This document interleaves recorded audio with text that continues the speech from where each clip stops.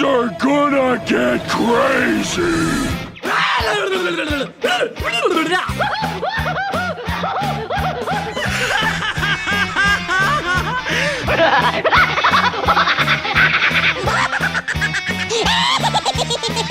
Most everyone's mad.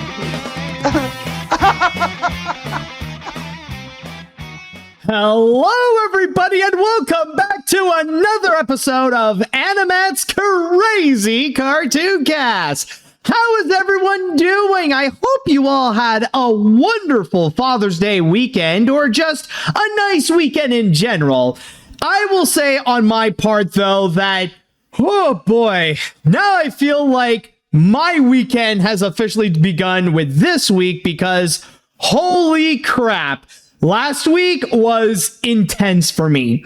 If you guys don't know, the week prior, I actually had serious issues with my computer to the point that it crashed out.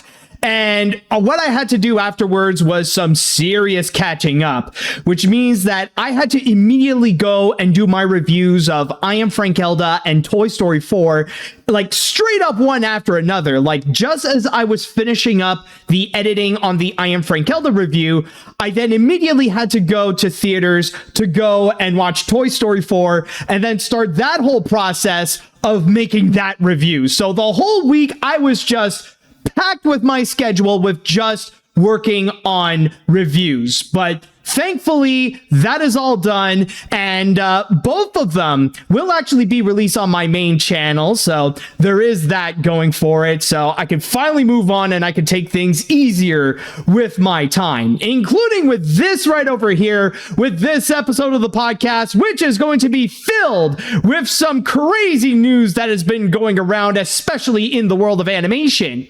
However, before I continue, I want to go and make a big clarification.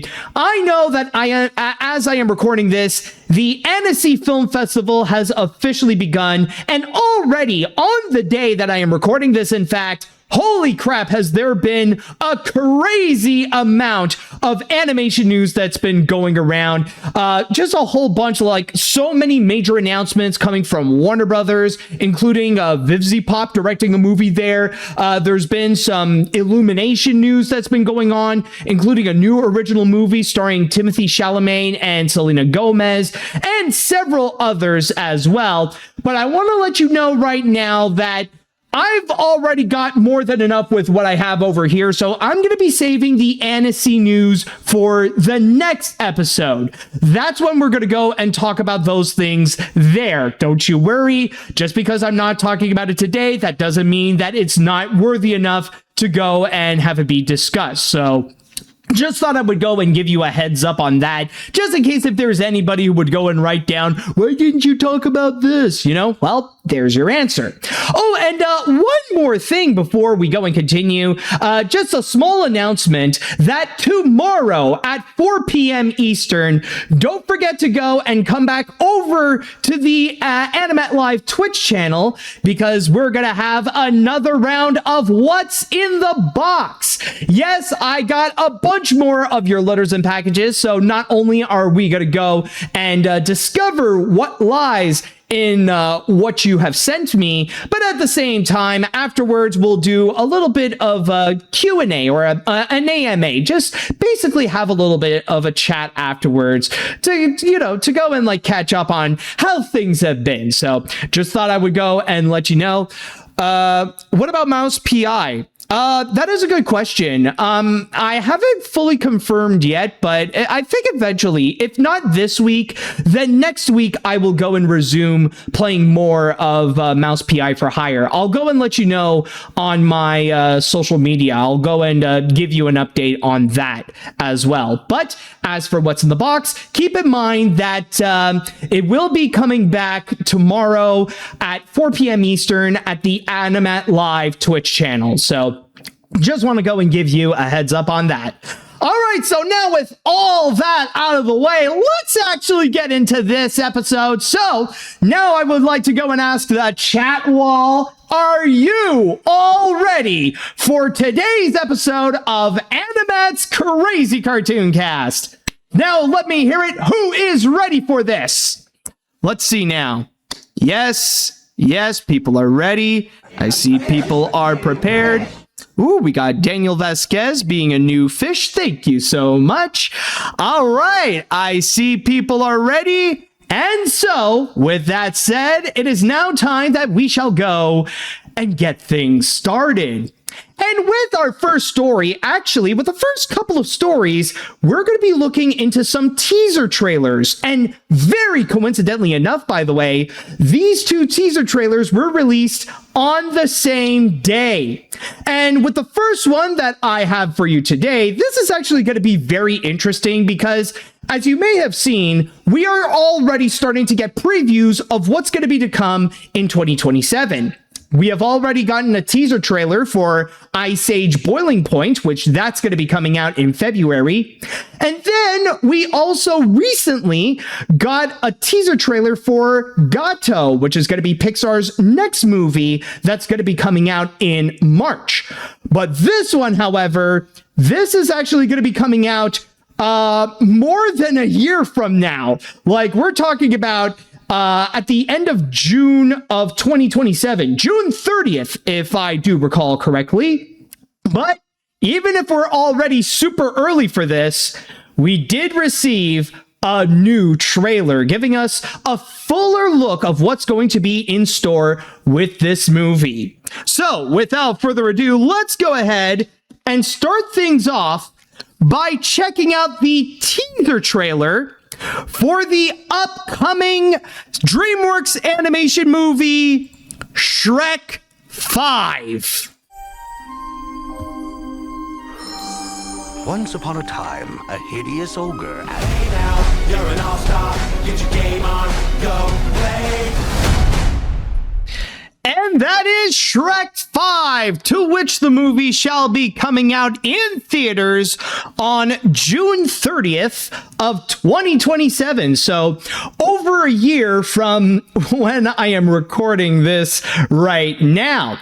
So what I will say right now, of course, as a teaser trailer, it doesn't go and fully reveal a whole lot about what's going on. In fact, I don't think I even got an idea of what the story is going to be, or even showing us like what kind of what is that new adventure that Shrek and Donkey have been talking about here, other than the fact that they're going to go into the land of further away. At least that's what the beginning would go and tell us. But there is one significant thing that really does stand out, and one thing that a lot of people have pointed towards, with the fact that this is going to be a lot more different. Like, I know I just said that, well, there's not much different, but I meant that at least in terms of the adventure. But there is a different element that does stand out as completely different than any of the other Shrek films, and that is the animation. Now, I know that it is a subject of controversy when it comes to discussing about Shrek 5's animation.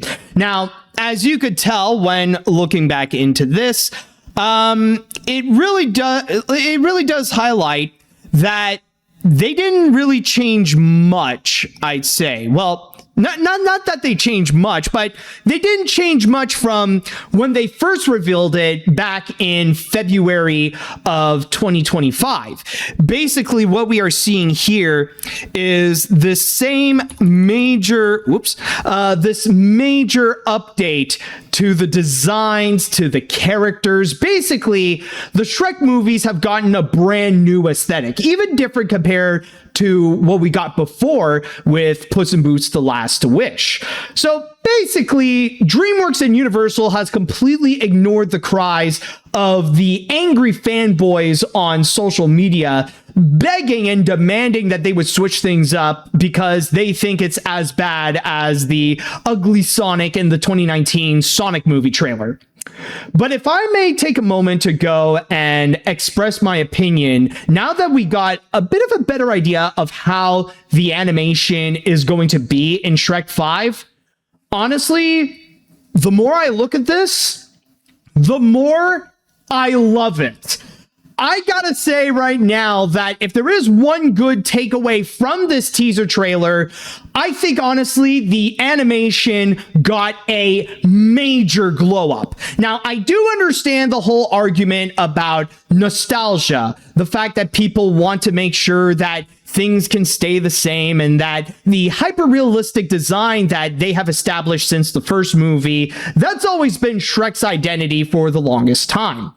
But I feel like, honestly, this animated update that they have received in the visuals, like now here it is a lot more cartoony and the characters are a lot more expressive, and I think it honestly works. Or at the very least, it really works tremendously well on Shrek and Donkey, because I think it's safe to say that the real star of this teaser trailer here is regarding Donkey, where Donkey is just showing off a lot of his Eddie Murphy style comedic antics. And honestly, they really do work. I'd even dare say the best thing from this teaser trailer is with Donkey, especially with his new style.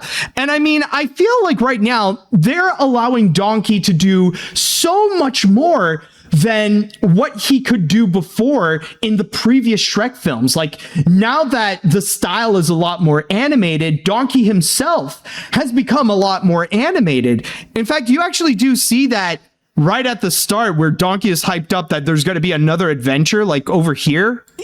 I need a makeover. Get my arms yoked and my back jacked, my ass added, maybe even tighten up my badonkadonk. No, definitely.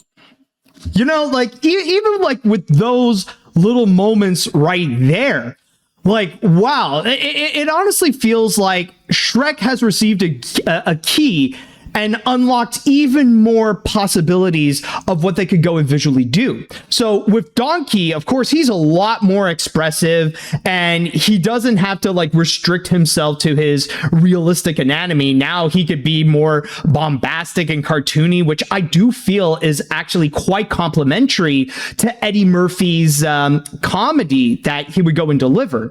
Now, I'm not saying this is like cartoony where it's going all out in the levels of something like Hotel Transylvania, for example, but it is cartoony enough where now there are more animated possibilities, basically giving, and they're giving the DreamWorks animators a lot more tools of what they can do with these characters. And not to mention, you got those like Shrek, whom you could see that he's been a lot more expressive. Like you could see in his face, like now you could see how he's very annoyed with Donkey, and it sells more to the comedy. So in terms of the visual aspect of what they have delivered, and this is not even to mention like some of the smaller things, like even little like montage scenes that they would go and highlight, like just even during like these quick little moments, you know, like you see like all the different things that are going on. Like they pass by mermaids, like a clock with a face on it.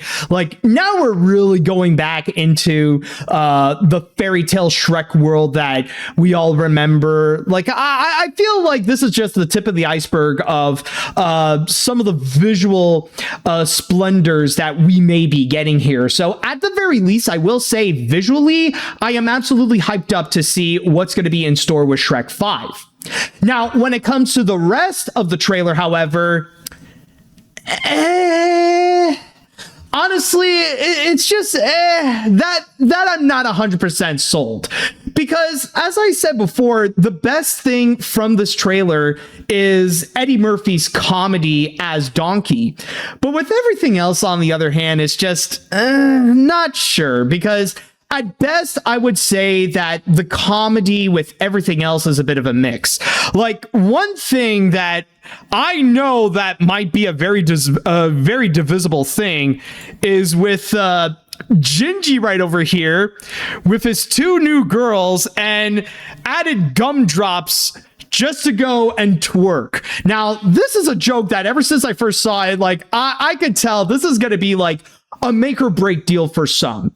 Like I've seen people commenting that they were laughing throughout this whole thing. They thought the teaser trailer was hilarious.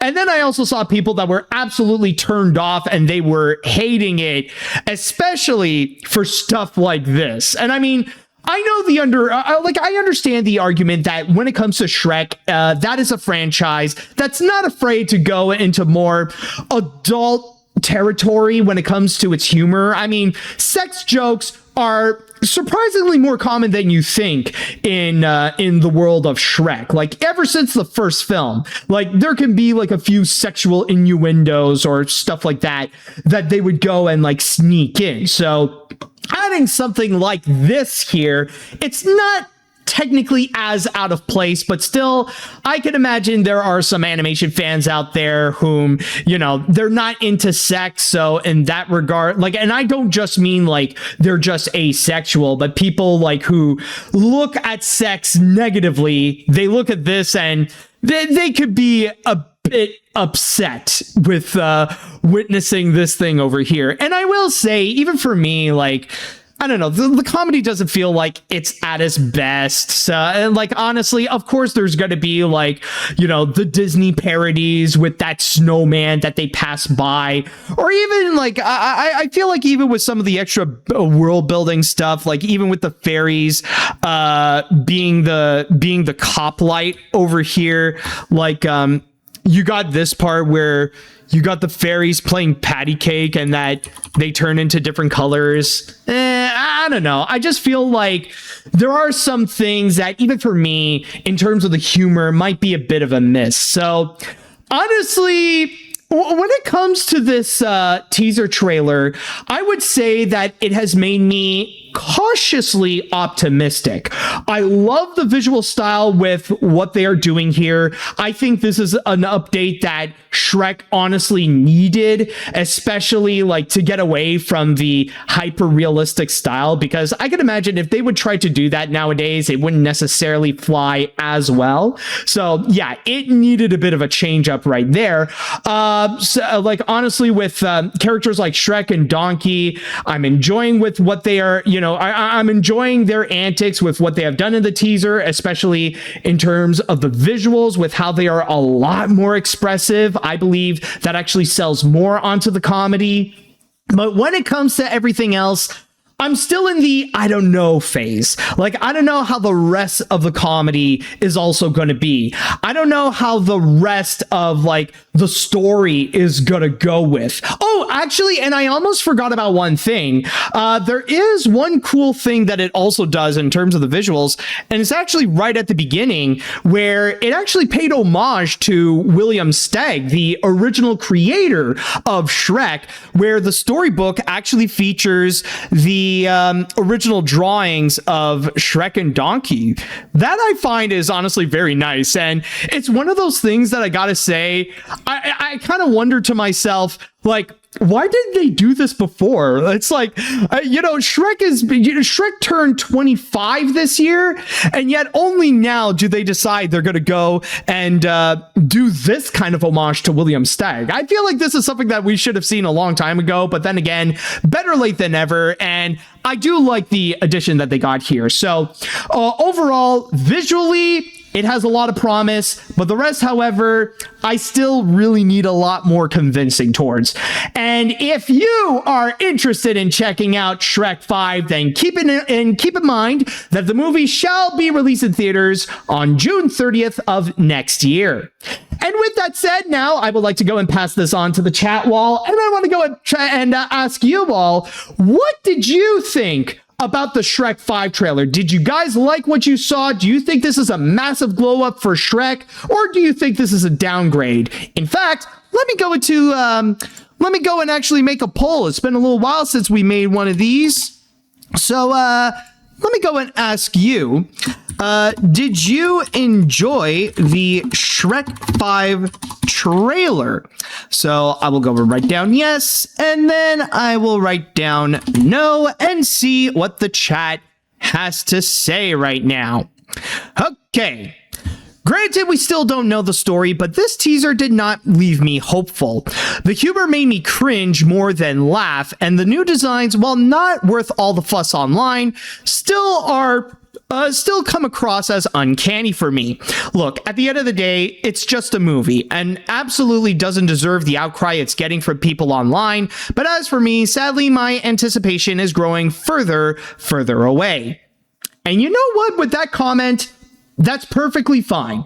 I completely understand where you're coming from because, again, I could see how this trailer would go and turn off people. So that's perfectly okay, man. Let's see. Well, that sure was a fifth Shrek. I will say that I don't actually mind the redesign since, I mean, they look virtually the same, but the thing that doesn't really work for me is the comedy. Eddie Murphy is still putting his Eddie Murphy... oh, wait a minute. Eddie Murphy is still putting his Eddie Murphy into it. Eddie Murphy. I don't think you should be saying that because then there are going to be the images of Eddie Murphy characters that do have an Eddie Murphy. You know, like the big girl from Norbit, or some of the clumps. Some of the clumps in The Nutty Professor. So watch what you're saying there, because I know that Eddie Murphy's can be a thing. Anyways, but everything that isn't from his is just eh. And that's the best way to describe it. It's eh. But you know, rocky start. There's still a chance it could turn out good. And where's Puss in all this? There's already, trust me, there's already Puss. You mentioned there's some Eddie Murphy's in this, so that's where your Puss is. No, but in all seriousness, now honestly, I do agree with you. That's pretty much what I've been trying to say. Like, Eddie Murphy has so far been very solid. The rest, however, it really does feel like it's eh. Let's see now. So far, this trailer is a very mixed bag. On one hand, I think the animation looks very impressive and a massive upgrade compared to the previous movies, and some of the humor is decent, especially from Donkey.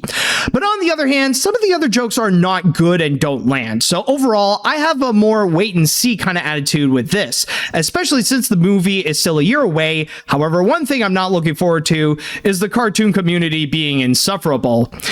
I mean, they're already being insufferable right now, especially with the outrage over the character design. So, I mean, like, sadly, that's still going to be a thing. Like, already we got a taste of it now, and I'm sure it's going to be the same thing there, because some people could argue that it's hard to go any lower than the reputation that they have right now. And by the way, just a side note, interestingly enough, we do have the results of the poll that I made here, and the results are that 73% of you have actually voted that yes, you did enjoy this new Shrek 5 trailer, while 27% have actually voted no. Interesting results, I will say, but surprisingly, a bunch are pretty optimistic. Let's see now. I'm kind of mixed. On one hand, I guess it does have potential with what the plot might be, and the jokes with Donkey and Shrek's dynamic are fun so far, but I am a bit worried it could get too referential with all the Shrek memes. We'll just wait and see, but Jim G's gumdrop ass is the thing that really hurting my eyes than the designs.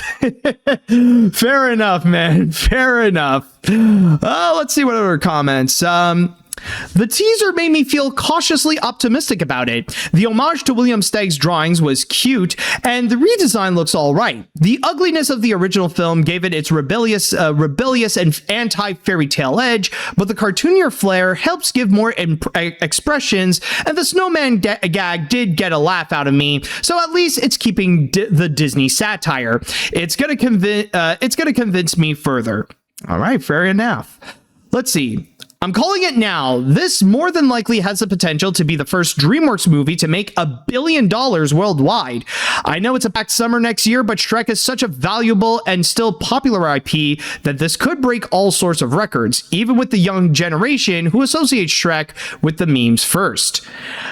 Maybe. I don't know, man, because like I'm still thinking about how it's going to be a very busy summer, because on top of Shrek 5, we're also going to be getting the How to Train Your Dragon 2 live action remake and Spider-Man Beyond the Spider-Verse, which you could argue they're both going after the same kind of audience as Shrek 5 is. I'm not saying that you're wrong, and I feel like it is highly likely that this will become successful no matter what. But make over $1 billion? that I feel like we're gonna have to wait and see. Like, I don't know, like, I'm not gonna immediately say like, oh, I absolutely agree, but I mean, it is definitely worth bringing up as a possible theory that could happen next year, but for me, I'm still like on the edge of like, I don't know. I feel like it's as likely that it will happen as much as it won't. So, but still, though, you did right to go and bring it up. Anyways, I'll read 2 more comments, and then we're going to go on to our first break.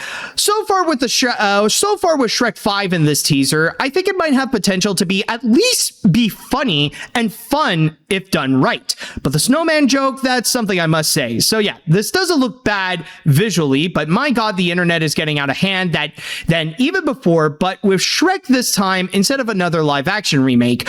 Also, Eddie Murphy was the best thing in the teaser when he was singing "Baby Come Back" and referencing 48 Hours, which Eddie Murphy starred in. Yeah, that is true. Honestly, when looking at this trailer, I see as this animation style, and for what I have to say for it, isn't it wonderful? I mean, finally, they ditched that ridiculous realistic design they have from the start. Not that I hated it. If I was a kid again, these characters would officially be drawable, if you will. For the movie, however, I could feel some optimistic from it. My folks are even excited themselves to see what they'll be doing. In fact, the real test, will they nail the 5th installment? I mean, honestly, we will have to wait and see. And I do see a bunch of mixed reactions, and I don't blame you all because honestly, I'm there with you. But we still have over a year away until this film can actually prove itself that we deserve to have a Shrek comeback. So, again, if you are interested in checking out Shrek 5, then keep in mind that the movie shall be released on June 30th, 2027. And now we're going to go on to our first break. And when we do come back, we're going to go and watch another teaser trailer that is very similar to Shrek 5, to which, yes, it's a teaser trailer. And you got a bunch of the cartoon community who whine and complain about its character design. But will this one show more potential than Shrek 5, or maybe as much where it's pretty mixed? We will go and find out after this.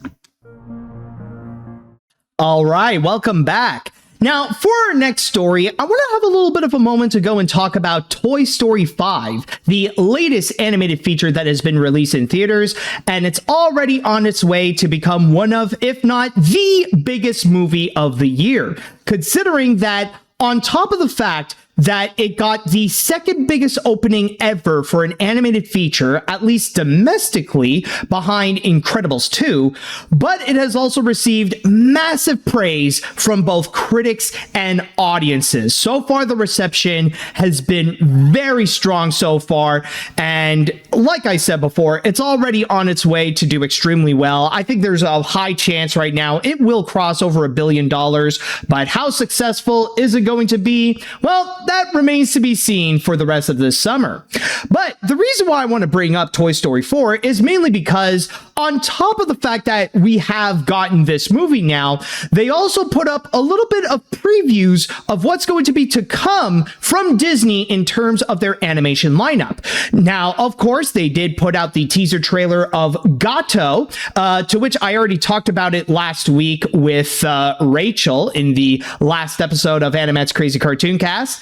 But then immediately afterwards, Disney put out a teaser trailer for their next animated movie, not from Pixar, but Walt Disney Animation Studios, in which finally, I guess with Toy Story, now's the time to go and show what they will have in store at the end of this year.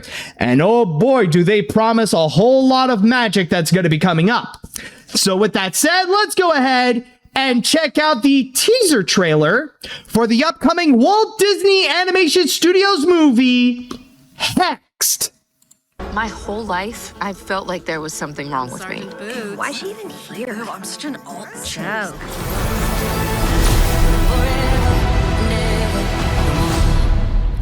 And that is Hexed, to which the movie is going to be coming out in theaters on November 25th.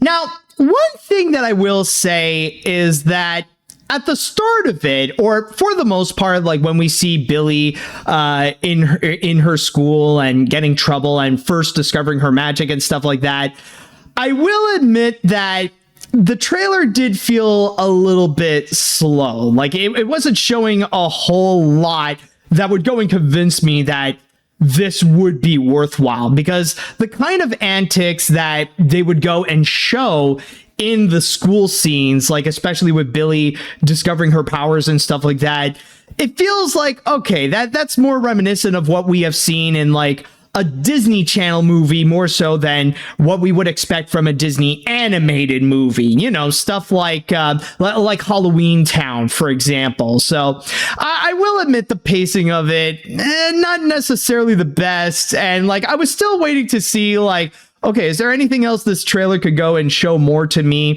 Like, even though I will say, and this is something that I just noticed right now, that there are going to be times when it will go and like, you know, throw in like cute little references. Like, if you guys haven't noticed, there's actually a little little Easter egg where apparently Billy owns the magic carpet from Aladdin. Like down here, that is the rug. So there is that. Like you'll find like cute little Easter eggs going on here and there. Maybe you could find like hidden Mickeys and stuff like that. But still, though, the start, though, yeah, it feels like, you know, the script kind of feels like maybe this should have been for like a live action movie than for an animated movie. But then my mood completely switched when she enters upon the world of witches. And that right there, like, I know this is like late in the trailer and we only get like, what, 30 seconds worth of it? That's what I'm talking about right there. Now, I will say, like, throughout the whole thing in general, one thing that this trailer is showing that it is promising is in regards to the animation. So far, that looks completely great. Even with the designs, yeah, sure, it might be the same, like, traditional Disney style that they have done before, but even here, it doesn't seem that bad, especially when they do show Billy being a lot more expressive. Like, similarly with the Shrek 5 trailer, they really do show a lot of the different expressions of the character Billy. So in that regards, honestly, I don't have much to go and complain in terms of the animation, but once you enter into the witch world, this is honestly what I want to see. Suddenly you see like it's just bursting with colors, and especially introducing this unique world of witches, and specifically the classical tradition of witches. And not even to mention that there are times where you get to see some fun moments, especially like right at the end, like you're going to see like a bunch of different monsters that Billy Go will pass by, including the eye. And then like you got this fun witch character that's just a head and hands with floating tarot cards that I want to see like more of. She honestly caught my attention with this unique design, and but honestly, she looks like a fun character. I want to know about like what her deal is. And then of course, like right at the end, where you got some action going on, where like you got these witches, like these dark witches going after Billy, and that she has to go and escape and literally explode the castle.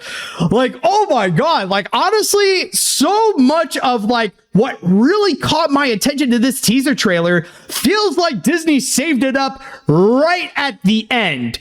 And in that regards, I feel like with the way that this teaser trailer has been constructed, even though the length of it is like pretty much a full trailer, but in terms of this, okay, I understand the argument of how this is a teaser trailer. It's giving us more of a moment to go and introduce us to who Billy is, and then it goes and pretty much saves it for the end, just like little snippets of like what's going to be in the world of witches.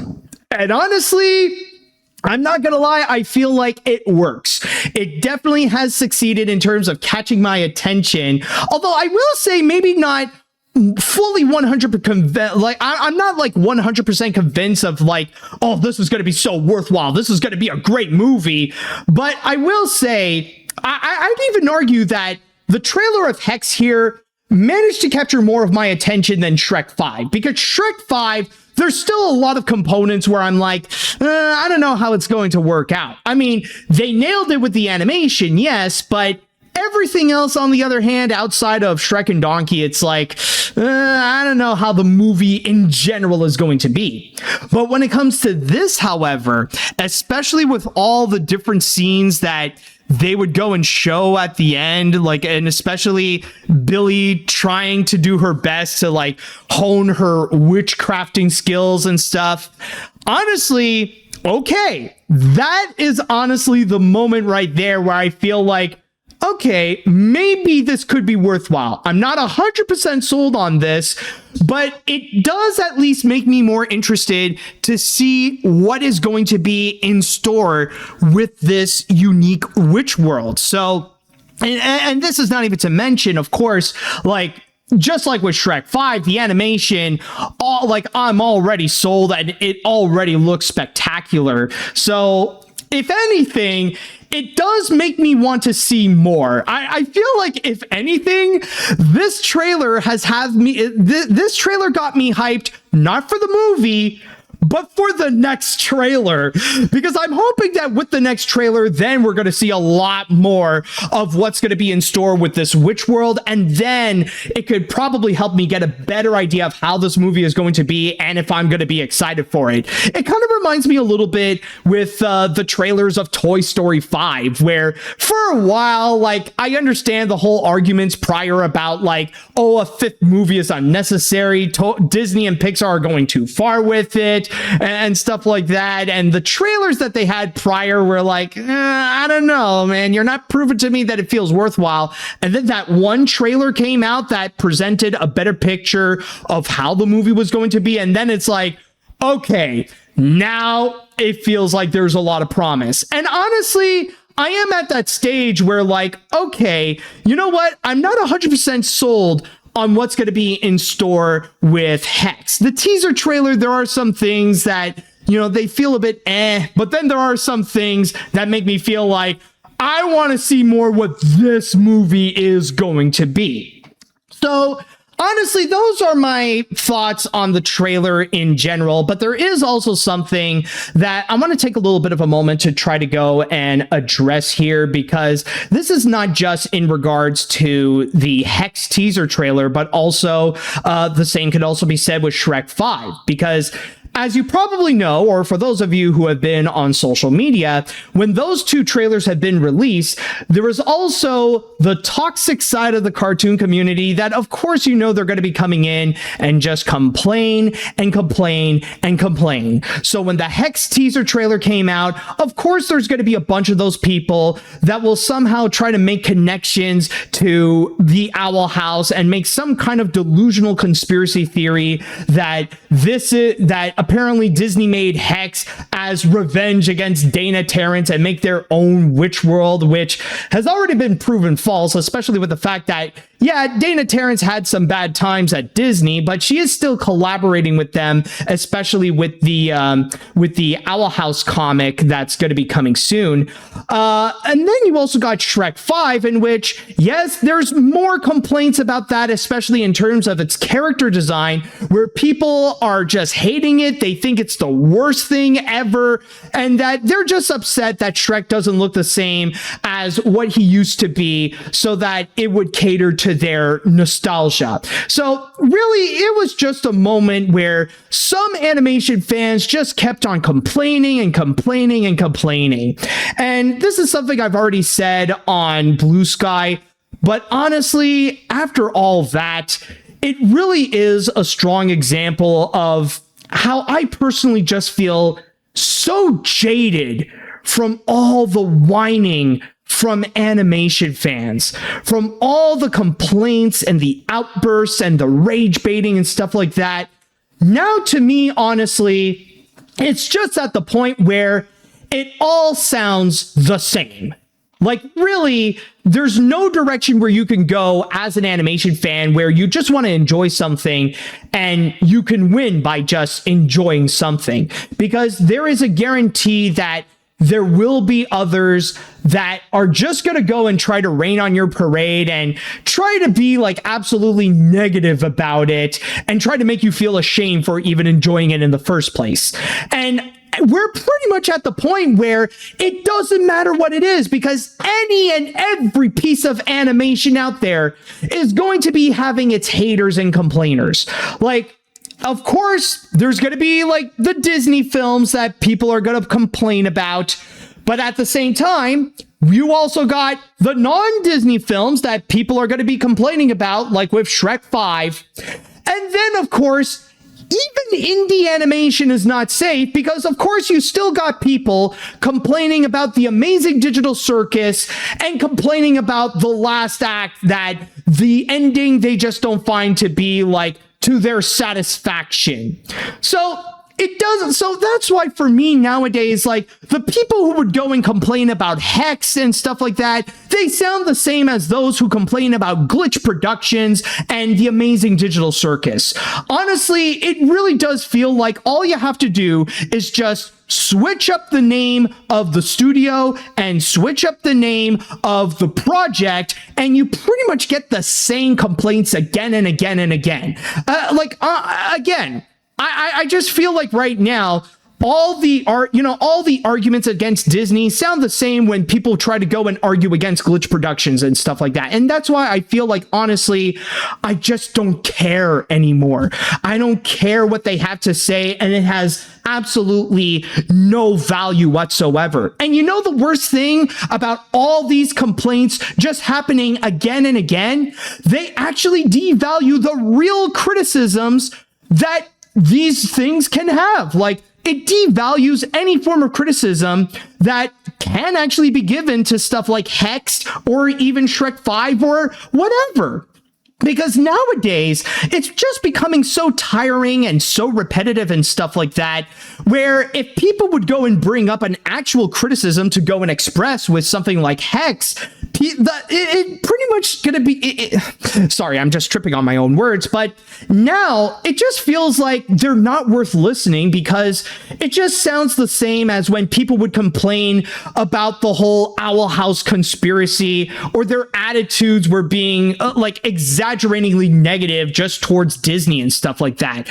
Like, nowadays, it's becoming harder and harder to even find real, genuine criticism that can be given to companies like Disney or any other animation studio at this point, especially when you got a lot of trolls and you got a lot of grifters where they're just doing it for the sake of engagement. It's in order to go and gain likes and attention. And I do apologize my language, but honestly, my big takeaway from all the negative reception, well, at least some of the negative reception that Hex and Shrek 5 and the Amazing Digital Circus has gotten, honestly, fuck what other people think at this point. It really stems the fact that if people are going to be complaining about everything in animation, then there's nothing to go and complain about. At this point, it really doesn't matter what is considered popular or what is considered a hot take and stuff like that. At this point, just go and enjoy whatever you want to go and enjoy. If you want to be excited for Shrek 5 or Hex and stuff like that, feel free to do so. That's perfectly okay. And yes, maybe with the stuff that you do enjoy, you will come across with some haters. You'll come across with people who are angry that you don't share the same opinions as them, but it's gonna happen no matter what. I mean, if Glitch Productions or other indie projects are now receiving that same kind of treatment that these people would go and usually deliver on Disney, then really, it doesn't matter, right? Who the hell cares at this point? So that's why I'm at the point where really there's no value to whatever complaints that I'm hearing about with either Disney or with DreamWorks or with Sony or with Glitch or with whatever. Just go and enjoy whatever you want to go and enjoy. And again, it doesn't matter if it's a popular take or if it's a hot take. Really, a hot take is no longer taboo. It doesn't matter if you would go and either not like something that is considered highly beloved, or if you unironically enjoy something that is considered very hated on the internet. That doesn't matter. As long as you have your feelings and your opinions and your unique experience with what you have with that particular project, that's the most important thing about it. In fact, I'll even say right now, it's stuff like this what honestly makes me feel more and more appreciative that we have Toy Story 5, especially with its message that it would go and deliver much more than the whole toys versus tech commentary. It basically flat out tells its audience that you need to get offline and just enjoy life with friends outside. Honestly, I feel like it's kind of this new world problem that we should see more movies to go and address. And honestly, I'm glad that Toy Story 5 would go and actually deliver that. And not even to mention the fact that it even straight up call out people who would go and attack others for things that they enjoy that are different. Like, the Toy Story unironically would actually go and say that if you go on social media and you go and bully or hate or make fun of people who just enjoy things that are different, then you're the asshole here. You're the problem. You are the real villains in this actual story. So that's why I just want to go and mention that with Toy Story 5, that's one thing I could go and give praise right now, is that it really does have a modern, heartfelt message that really is true and that more people should go and listen and honestly take note, because it's not every day that we would get a movie where they would go and tell people, go touch grass. But yeah, honestly, I just wanted to go and get that out of the way just to go and unleash my thoughts onto that whole thing. I don't know, like, I don't know if I'm the only one, but I feel like it needs to be said. And as for the teaser trailer of Hexed, I will say, not my favorite teaser trailer that has come out recently, but I do see a lot of promise with it, especially with the world of witches that they have in store. And hopefully we will go and experience that so that it can help me get a better idea of what's going to be within this. And if you are excited to go and check out Hexed, then keep in mind that the movie shall be coming out on November 25th. And with that said, now it is time that I could go and pass this on to the chat wall. And I want to go and ask you all, what do you all think about the Hexed teaser trailer? Did you guys love it? Did you guys not like it? I would like to know what you think. And why don't we actually go and do another poll here? And I am going to go and ask you all, oh, actually, hold on a sec. Did you like the Hexed teaser trailer? And I'll go and write down yes, and then I'll write down no, and see what the chat wall has to say. Okay, let's see what we got here now. This trailer really impressed me. This definitely looks very fun and creative. The animation is really well done, especially with the world of witches, looks extremely creative. The action scenes look like a ton of fun, and Billy seems like a fun character. So overall, I'm very curious and interested in this, and I absolutely agree. I'm at the point where I can't give a crap what the cartoon community thinks anymore. Even if it's something like Disney live action remakes, it's so stupid. And again, I mean, it's worth expressing just to go and point this out. Yes, I know that this is a vocal minority. Not all cartoon fans are like this, and really, it's just a stupid minority that's just unnecessarily throwing hate onto things like Shrek 5 or Hexed or The Amazing Digital Circus or whatever. But, as I said before, the big problem is that this negativity and this hate and this toxicity that is in the fandom is becoming loud and proportionate enough where it is causing some serious, real harm onto people who are involved with animation. So that's why we need to keep being louder to go and call this out, and that this is becoming more and more of a significant issue. And that's why, even right now, the whole conspiracy about Hex being a ripoff of the Owl House, or just more and more of this unnecessary Disney hate, it just makes me want to not listen anymore. Like, seriously, what's the point of listening to people complaining about Wish or Lightyear when I could do something more useful with my time, like to go and, watch Wish or Lightyear?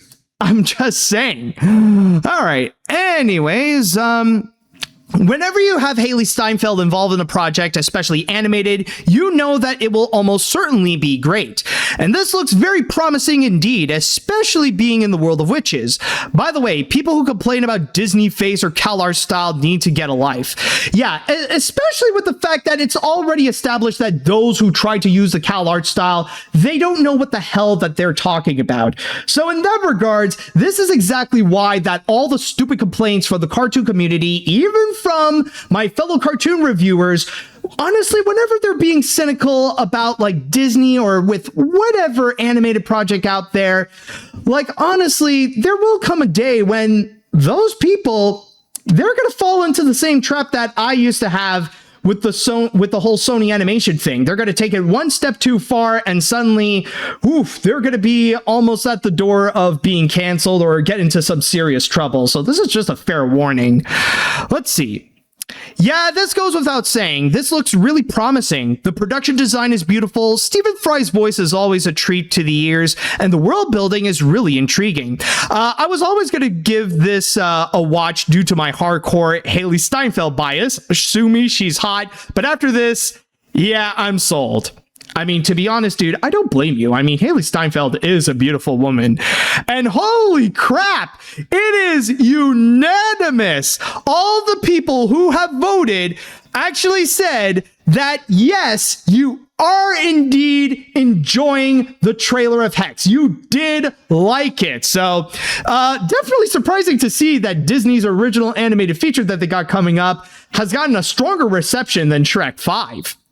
All right, let's see what else we got here. This is, well, speaking of which, actually, this is honestly better. This is honestly better than the Shrek 5 teaser. I wasn't too impressed with the school scenes at the beginning, but later on, it got my attention at the end with the witch world in action. I wouldn't say that the teaser fully got my attention with its jokes not being that funny. I could see it being a hit if it becomes well received like Toy Story 5 and has great word of mouth. I'm going to keep an eye on it when it comes out in November, and hopefully this will turn out well. I'm definitely hoping so as well. All right, let's see. For the past few days, the animation community has just been Owl House but bad, this and adorable protagonist that, and I'm just there going, I kind of liked it. I guess the story and characters do sound cliched, but I'm hoping it can have an enjoyable execution. So I'm going to keep my hopes up. Hell, there was even recently a fake AI generated trailer of Hexed and people legitimately said it was better than the real one. Humanity is doomed. Yeah, well, that's honestly a clearer sign. Honestly, you know the Disney hate has gotten bad when those same haters who go after Disney again and again, now they're supporting AI. Now they're like, you know what, this AI maybe AI is good to make better movies than Disney. That just means that you're an AI supporter. And you know what? You don't deserve to be called an animation fan at that point. Why don't you go and stick back to frickin' Twitter? That's why all Twitter users are pretty much Grok users. You don't want to be called an AI user? Don't use frickin' Twitter. I'm just saying. All right. Anyways, oh crap, we don't have a lot of time, so I'm gonna go and quickly read one more comment.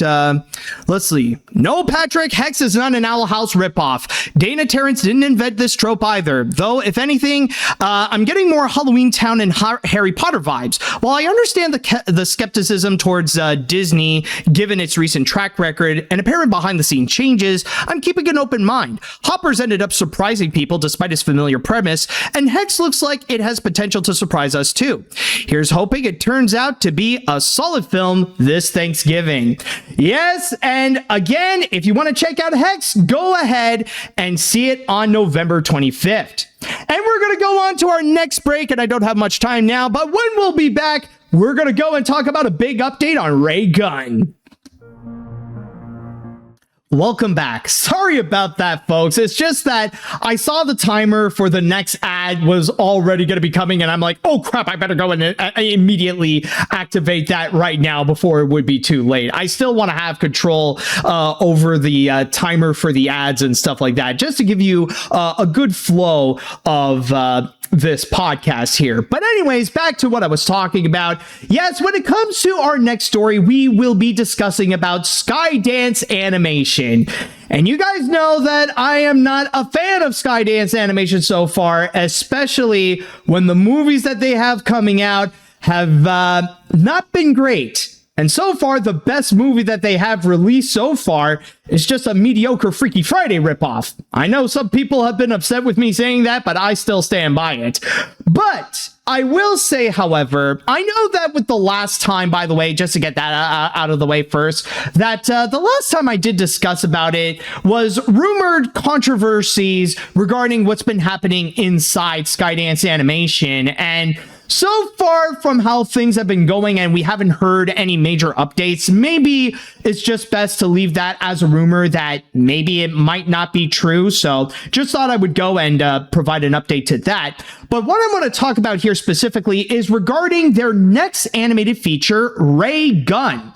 And this is one that I gotta say, I don't blame people if they are hyped up for it, because I do understand the arguments of how this is one of the most anticipated movies that is coming this year, especially with the fact that this is going to be the comeback of Brad Bird, whom it's been a while since we have seen him in action. I mean, the last movie that he directed, correct me if I'm wrong, was Incredibles 2 back in 2018, and this is going to be the first original animated feature that he's going to be directing since Ratatouille. And even if we count in general, it's still been quite a while since the last one of that was, Tomorrowland back in 2015? So there's been a lot of hype that is going on. Unfortunately, however, there's one thing that you might as well go and cross off that you're not going to do, and that is to go and experience Ray Gunn on the big screen. Now, I just want to go and tell you right now that with this article from The Wrap, unfortunately, I don't have access to it, considering that you have to pay for it. So yes, I got blocked by a paywall for this, but don't you worry though, folks. We do have backup. Thankfully, this Yahoo article did present this whole thing for free. So the big thing that this article wants to go and highlight is that when it comes to Ray Gunn, even though there was an attempt to go and present this on the big screen, like they were trying to convince Netflix if they want to go and have Ray Gunn be presented in IMAX. But ultimately, Netflix decided, no, they're not going to do that. And instead, they decided to give the big screen treatment to Greta Gerwig's Narnia, The Magician's Nephew, as well as David Fincher's sequel to Once Upon a Time in Hollywood. Those are going to be getting the big screen treatment, while Ray Gunn, on the other hand, is going to be getting a pass. It's just not going to go and work out. But even though that's the main thing that this article wants to go and highlight, when it goes into the details as to why, this is honestly where it gets a lot more interesting, because we get to have an inside look on how things are going between Netflix and Skydance Animation. And this is not necessarily a rumor, because with The Wrap, it's a little bit more legit in this case. And from what they have been presenting, it looks like the relationship between the two is very rocky. And it honestly makes a lot of sense to why. And the main reason is because of the Warner Brothers deal. Keep in mind that Skydance owns Paramount right now. And we all know the whole story of how Netflix was the first to go and obtain to win the acquisition for Warner Brothers. But then Paramount decided to sweep in and be like, no, my deal is better. Go with me. So at that point, it really has become a massive mess with what they have done. And that's why the whole relationship between the two, especially with the deal that they have, it really does make things awkward. In fact, this article actually does highlight that over here. To which it says, reading from my source on technically The Wrap, but this is the Yahoo page of it, It probably doesn't help that Ray Gunn is a Skydance Animation production, part of an extensive multi-year Netflix deal signed in 2023, and that Paramount, Skydance, and Netflix are in a tense place, with Paramount forcing Netflix to walk away from its attempted acquisition of Warner Brothers, and now accusing the streaming giant of launching a scorched earth campaign against it. When it came to getting Ray Gunn the theatrical exposition that the team behind the movie thinks it deserves, neither company wanted to step up and put the movie on IMAX screens, or anywhere else really, because of beyond a perfunctory awards qualifying run. It then goes on by saying here, in effect, Ray Gunn has become a hot potato, according to someone close to the project, being uneasily passed between the two wearing mega companies, which is the impression that the rap got from talking to folks on all sides. But the push to get Ray Gunn a theatrical release raises questions about why, as Netflix dips its toes further into the theatrical waters, animated films, which historically driven some of the most viewership on the platform and are dominating at the box office, aren't among the few Netflix features getting theatrical play. And that last part, by the way, I just want to go and say that I will be discussing about later, because yes, animation is a significant factor to why Ray Gunn didn't get that opportunity. But one major thing that it really does highlight is how the relationship is becoming pretty tense between Skydance and Netflix. And the whole deal that they had back in 2023 are now making things very awkward in order for them to have no choice but to actually collaborate in order to go and release those Skydance movies onto Netflix. Like, you can imagine that it honestly feels weird where they would have to keep shifting their tones in order to go and do what's best for the projects. You know, it's like when you see two parents that are at the brink of divorce, but they can't really do so because they still have this kid that they have to go and raise. So there are times when they have no choice but to set their differences aside in order to go and take care of that kid. That's the kind of awkward relationship that they have right now.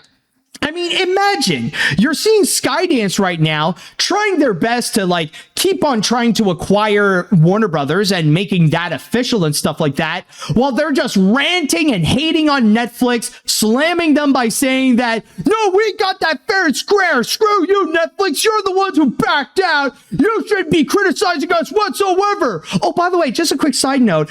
We got this movie called Swap. Do you mind putting it on your platform? That would be very nice. You know, it's just part of that deal. So if you could go and take care of that for us, that would be swell. That would be good.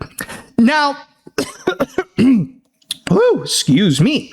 Now, at this point, you might think that with this whole situation being so tense, you'd think that at some point, maybe Skydance and Netflix wants to call off the multi-year deal. Maybe they want to go and try to eliminate that so that maybe they could go, so that Skydance could go and move on to do its own thing. I mean, now that Skydance owns Paramount, they have what it takes to go and actually release these movies themselves. But this is the big catch, and it also reveals something very interesting about the deal, and that is the fact that, on one hand, this deal is a massive detriment to Skydance Animation. Like, Netflix has the better side of the deal for sure, because even though Skydance has been growing tremendously, especially with the acquisitions of Paramount and later with Warner Brothers, Skydance Animation themselves cannot grow alongside them, because whatever they would do, if they would try to do something sneaky and Paramount would go and try to release the Skydance Animation films themselves or do something more with the people behind them, then it would immediately break the deal. Like, let's say, for example, if Skydance would go and take measures by themselves, if they would go and take action to take Ray Gunn and have it be released on the big screen so that it could actually have a chance to be in theaters, then the deal is broken. It's completely shattered, and they can no longer go and collaborate with Netflix. But then there's also another thing that is also a detriment, and that is in regards to the position of John Lasseter. Now, I know that in the past, when John Lasseter was the head of Skydance Animation, and then we seen like when we see Skydance acquiring Paramount and stuff like that, people were worried that John Lasseter would then also become the head of Paramount Animation or also become the head of Nickelodeon and stuff like that. With this Netflix deal, however, he can't, because part of the deal is that John Lasseter is also exclusive to Netflix. If David Ellison would try to go and give John Lasseter a bigger position, try to be like what he was at Disney and also have him be creatively in charge over Paramount Animation or for Nickelodeon or anything like that, then it would break the deal. It would be completely shattered altogether. So why is it that breaking this deal is such a big deal? Why is it that they want to stick with the deal in the first place? Well, this is also the other part that really does suck about this Netflix deal that Skydance Animation has, and that is the fact that Skydance Animation cannot survive without a deal with another company, rather it be with Amazon or with Netflix. Because if the deal is gone, then so is Skydance Animation. Because the important thing about this deal is not just to find a place to go and release their movies. It's not just that. At the same time, the deal is also for that the other company, again, whether it be Apple or Netflix or whatever, that they would give a massive proportion of the budget so that they could go and produce the movies, and that the other company can go and actually take care of not just the distribution, but also the marketing as well. Now, let's say that this situation does happen. If the deal is completely broken, then that ultimately leaves Skydance Animation to be spending hundreds of millions of dollars on each of the Skydance Animation movies. Because keep in mind, it has been previously reported when these Skydance Animation movies, they're about as expensive as the ones from Disney and Pixar. In fact, Ray Gunn is actually said to have a budget of around $150 million. So if the deal suddenly falls apart with Netflix, that leaves Skydance to go and not only completely fund the entire movie all by themselves in order to provide the budget, but at the same time, they're also responsible for the entire marketing, as well as the distribution. Like, even if it's just like Paramount Plus or to go and put it out on the big screen, there is so much that they would have to do. Suddenly, they are burdened with a massive load of responsibility and massive amounts of finances that had to be put onto these features that suddenly they're responsible to go and do. And that's why it's crucial for them in order to go and have this deal, even if it would ultimately screw over Skydance Animation. In fact, there's actually a passage that does go into further detail about it, and it's actually right over here, to which it states, I'll go... Yeah, I might as well go and start from the beginning, actually. It's a big paragraph, but the Netflix Skydance situation is a tricky one, especially beyond the current battle of words playing out via the press and a letter to the Justice Department. The Skydance Animation Netflix deal, forged in 2023, has only produced 2 movies for Netflix, 2024's musical fantasy Spellbound and this year's Swapped, which, it could be noted, is the 4th biggest Netflix original movie of the year. It even set viewership records for an animated film in its first week on the streaming giant and was the quickest Netflix animated feature to hit 100 million views. The deal between Netflix Animation, currently overseen by Hannah Minghella, and Skydance Animation led by former Pixar bigwigs John Lasseter, is occasionally quite touchy, and the intricacies of the deal are arcane. For instance, Lasseter has to be exclusive to the Skydance Animation Netflix partnership. If David Ellison had tried to install him as the chief of Paramount Animation, which Skydance now owns, it would negate the deal. Skydance would then have to pick up the production costs and the marketing spent that Netflix was covering. Skydance doesn't want to do that. Some close to Netflix and Skydance suggest that had Skydance taken Ray Gunn back and released it theatrically, that it could have also jeopardized the pre-existing arrangement. So you see the situation where ultimately Skydance Animation is pretty screwed here. But then again, that's just only one factor as to why Ray Gunn is not being released in theaters, because then there is another factor that honestly does kind of suck, and that is because of the fact that, yes, it is an animated film. And unfortunately, when it comes to animation, even though that has been consistently performing so well for Netflix, I mean, last year they had K-pop Demon Hunters, and that went on to become their biggest movie. That is not enough for Netflix to be convinced that they should take animation more seriously and give those opportunities to release them on the big screen. And a big part of it is because of the heads. They just don't really believe in theatrical releases. There's even one part here where it even talks about the fact that one of the heads, Dan Lin, just doesn't really care. It even says here, in a recent New York Times profile, Netflix film chief Dan Lin took a hard line position against releasing its films theatrically, and the filmmakers who push for theatrical exhibition. Lin, known for his blunt approach, said, "There is a group of filmmakers who still want theatrical. Those are filmmakers that we've accepted, we just won't work with."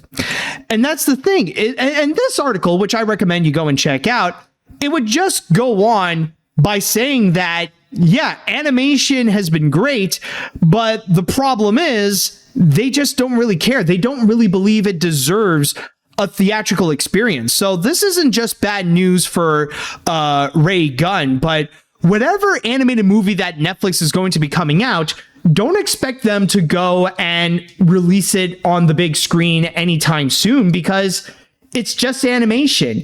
And considering that their main target audience with animation is for kids, they feel like they would get a lot more success if they just kept it released exclusively on streaming and just have it be seen at home, and that's pretty much it. Now, of course, there are going to be those rare exceptions, like if it were made by an acclaimed filmmaker like Guillermo del Toro, of course they're going to go and give his movies the big screen treatment, even if it is something like Guillermo del Toro's Pinocchio. Or who knows, if Ray Gunn becomes another major phenomenon on the levels of K-pop Demon Hunters, then maybe they'll decide, okay, let's go and have like a special weekend treatment. Maybe they can go and do something like that. There is always that possibility, but unfortunately, with the factor that it is an animated film, then it's just not going to be released. But overall, though, I gotta say with this entire article, it's just very fascinating to go and talk about, especially with how things are between Skydance Animation and Netflix, and how it really is pretty tense between the two. So I don't know what's going to be happening, but I guess we'll have to wait and see with how things are going to go. And even though it may not come out on the big screen, maybe it'll do fine on Netflix. But ultimately, we'll have to wait and see later in the year. And with that said, now I would like to pass this on to the chat wall, and I want to go and ask you all, what do you all think about what we have just seen here with Skydance Animation, with Netflix, and with Ray Gunn? I'd like to know your thoughts on this. Let's see. I am cautiously optimistic for Ray Gunn. I just wish everybody could experience this on the big screen, but I do know Asifa is planning a screening for Ray Gunn later this year, but not everyone will be able to attend it. So yeah, the Skydance drama saga continues, huh? All right, I'll bring the popcorn. Also, I want to mention that about the previous story on Hexed that I think Lorelei Bove's art style really shines the most in that trailer. While I'm excited for Hex, I'm just very optimistic about that. Nah, honestly, I do get it. Yeah, Lorelei Bove, like, honestly, a lot of her works that she has done is just fantastic. I mean, it's part of why, like, seeing concept art of Disney's recent animated films have always been amazing, especially with the art that she puts out. And yeah, it really does stand out on Hex. But anyways, let's get back onto the subject of Ray Gunn and stuff like that. This definitely is an interesting situation. Skydance Animation's relationship with Netflix has become so awkward because of the whole thing with the Warner Brothers merger. It's at the point where Skydance Animation needs Netflix more so than the other way around, because Skydance Animation probably wouldn't exist anymore, not to mention Netflix not caring about theatrical releases. It's at the point where I'm just questioning Skydance Animation's future. Yeah, that's the thing. I feel like, honestly, if that deal is officially over, then honestly, I could say that I don't know what's going to happen afterwards. Maybe David Ellison will find a way to maintain Skydance Animation. Maybe they'll just drop Skydance Animation altogether and just put its focus onto the studios that they have, like Paramount Animation, and maybe later with Warner Brothers Pictures Animation and stuff like that. But yeah, honestly, it's stuff like that it makes me wonder, like, is this all worth it for the Ellisons? Is this worth it for Skydance? That's the thing. And I'm not just talking about the deal. I'm just talking about the animation studio in general. Let's see. I've made it known that I'm really not excited for Ray Gunn. Even with a great cast, I just know that Lasseter is going to find a way to mess it up. And even if the movie did get an IMAX release, it'll be a rare example of me agreeing with just wait on streaming crowd. But aside of that, it sucks that one of the reasons why it didn't go through is because of Netflix's animation stigma. Like, bro, your biggest movie is K-pop Demon Hunters. What are you talking about? Yeah, I don't know. It's just a complicated thing with executives. What else can I say? Let's see now. I get that Brad Bird himself wants Ray Gunn to be seen on the big screen, but with this whole situation, Brad Bird pretty much messed up by bringing his decades-long passion project to Skydance Animation, and by extension, still affiliates himself with John Lasseter. I guess they were both friends since CalArts, but still, in the first place. If he had made the film at Pixar again, or even teamed up with either DreamWorks or Sony, then maybe Ray Gunn would have had a shot on the big screen. Oh, if it were any other studio, it would have easily gotten the big screen treatment. Like, absolutely. It just so happens that, you know, with the circumstances that has fallen, now it's just going to turn out to be another streaming movie. Now, will it be a great streaming movie? That remains to be seen. Let's see now. And what other comments do we have? Ray Gunn, James Gunn, bullet gun to the face. Though I'm not gonna lie, I would be on board seeing Brad Bird's longtime passion project be brought back to life on the big screen. But if it's for Skydance Animation and it's under Paramount, who's about to own Warner Brothers Discovery, yikes. Not to mention Skydance Animation, owned by you-know-who, must not be named. The only animated film I watched for Skydance Animation was Luck and the short film Blush, but other than those two, nah. Yeah, I don't blame you there, man. Let's see. What a mess. Not only Skydance Animation is in rough shape already, but Netflix and Skydance are not getting along with each other over Warner Brothers' dispute. Also, Netflix is a complete buffoon for thinking that animation is only for kids when Ray Gunn is apparently going to be rated PG-13. Yeah, that is interesting, actually. If that is, like, I don't know if it will, but if that's the case, it does have me curious. I'm not going to lie. But yeah, honestly, but I think with the case of Ray Gunn in general, like, it's not just with the fact that it's animation. It's also the fact that it's a Skydance animated movie, and that's why it gave them a bit more disgust that they just don't want to be associated with that altogether. So yeah, honestly, a very fascinating discussion, and it does, it's very fascinating to get into that inside look with Skydance Animation and with Netflix. All right, we're gonna go on to our next break now, and when we do come back, unfortunately, we got a little bit of a downer going on, considering that we got the passing of an actress who has unfortunately left us way too soon. So stay tuned for that. Welcome back. Now, when it comes to our next story, we unfortunately do have a celebrity passing to go and discuss about. And this, I gotta say, is one of the more heartbreaking ones. Now, it is worth mentioning that since I didn't get a chance to talk about it last week, but, ooh, excuse me, folks, I don't know where that came from.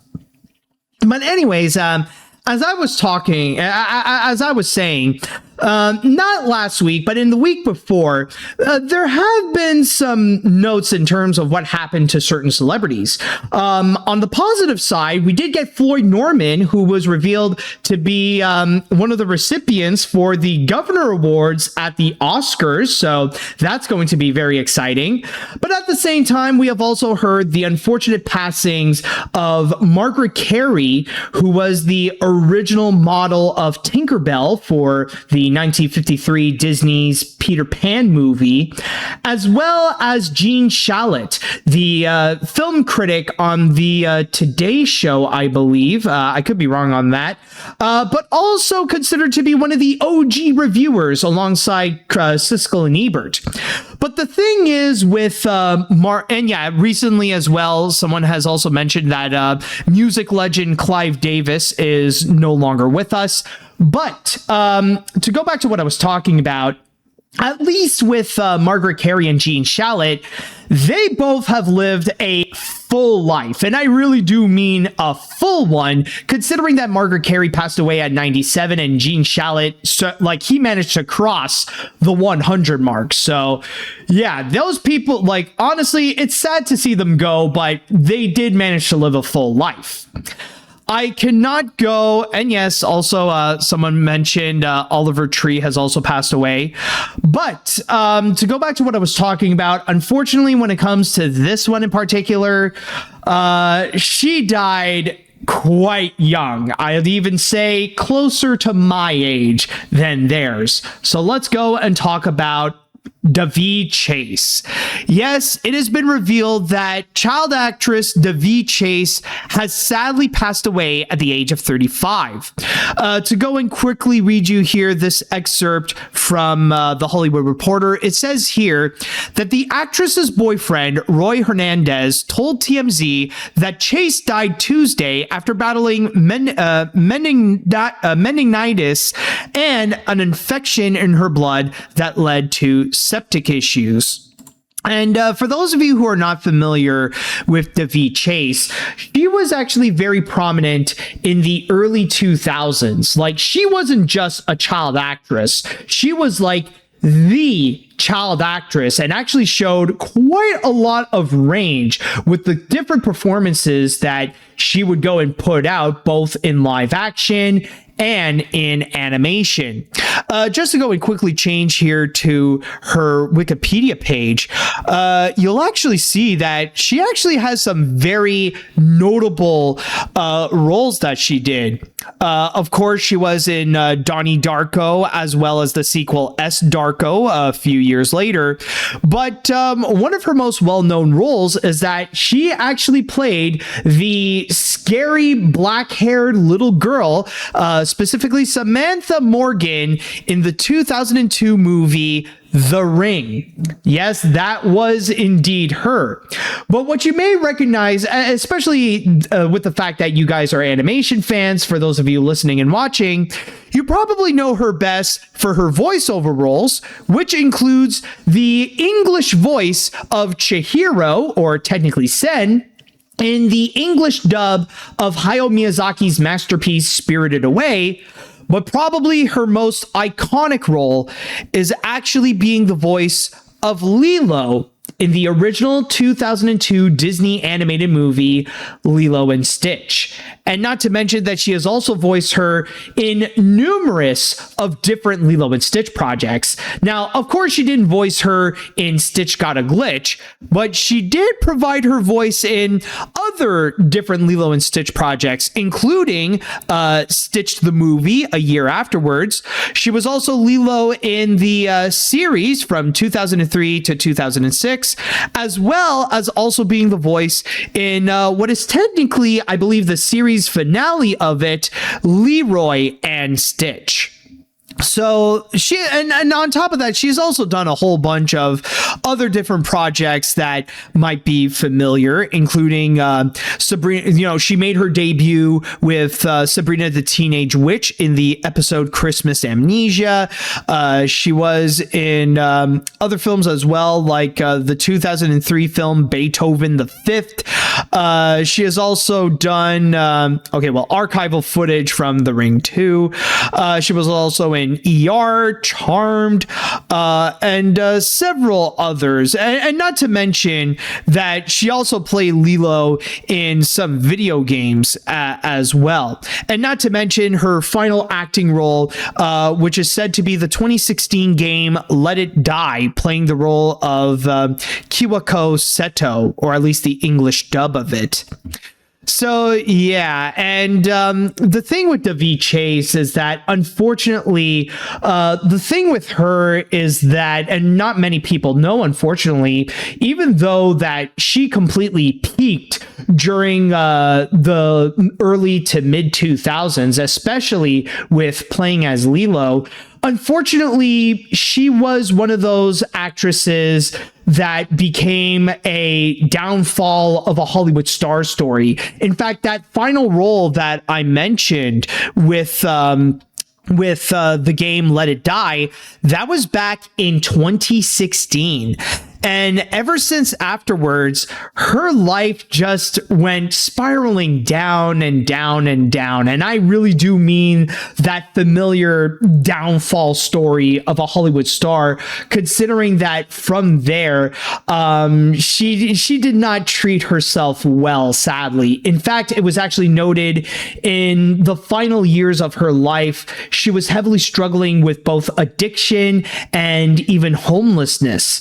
And I actually did hear that there is actually this documentary that is still in production that is called Finding Lilo, in which her friends and family would try to do their best to go and try to find her. But unfortunately, this documentary seems to have a very unfortunate update with what has happened here. So unfortunately, yeah, this is a case where at the end, like basically with the end of her life, it really is a sad ending, but it's not just a sad ending with just her passing at 35 years old.